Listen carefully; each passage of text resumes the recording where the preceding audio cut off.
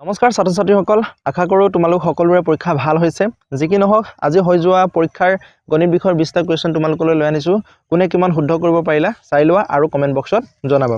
আৰু ইমানো ইজি নাছিলে গতিকে মডাৰেট লেভেল মধ্যমীয়াত আছে বুলি ক'ব পাৰো আৰু যি হল ছাত্ৰ ছাত্ৰীয়ে মোৰ ভিডিঅ' চাইছিলে তেওঁলোকে গম পাইছে মোৰ ভিডিঅ'বোৰত এনে ধৰণৰ প্ৰশ্ন ডিসকাস কৰিছিলো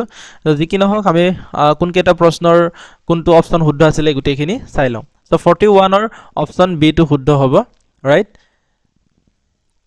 42 নম্বৰৰ অপচন সি টো শুদ্ধ হ'ব 43 কুৱেশ্যনৰ অপচন সি টো শুদ্ধ হ'ব অপচন ডি দিয়া আছে অপচন ডি টো শুদ্ধ নহয় নেক্সট 44 ত কুৱেশ্যনৰ আমাৰ যেটো শুদ্ধ অপচনটো হ'ব অপচন এ 45 ৰ অপচন এ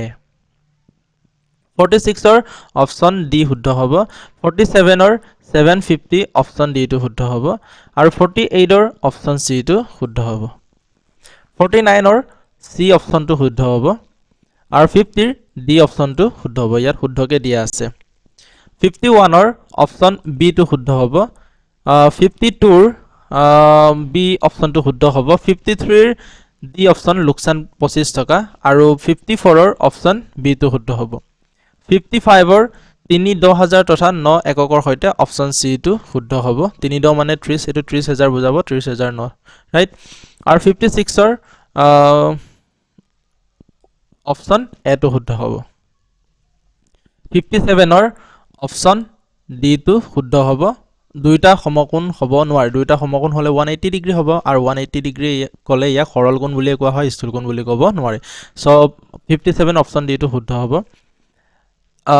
এই প্ৰশ্নটো সেম টু সেম এটা প্ৰশ্ন মই মোৰ ভিডিঅ'ত দিছিলোই তাত গৈ চাই লব যিসকলে চাইছিলে তেওঁলোকে পাৰিছে চাগে সো ইয়াৰ শুদ্ধটো হৈছে অপচন ডি 59 ৰ অপচন এ টো শুদ্ধ আছে 60 ৰ কি কৈছে ইয়াত দণ্ডচিত্ৰত অষ্ট্ৰেলিয়া পাকিস্তানকৈ বেছি খেল খেলা খেলৰ সংখ্যা হ'ব এনে কৈছে ন সো অষ্ট্ৰেলিয়া আৰু পাকিস্তানৰ খেলৰ মাজৰ পাৰ্থক্যটো হৈ যাব মানে বিয়োগ কৰিলে হৈ গল 32 ৰ পৰা 4 গলে অপচন এ 8 হ'ব ৰাইট কোনে কিমান নম্বৰ পালা তোমালোকে কমেন্ট বক্সত জনাবা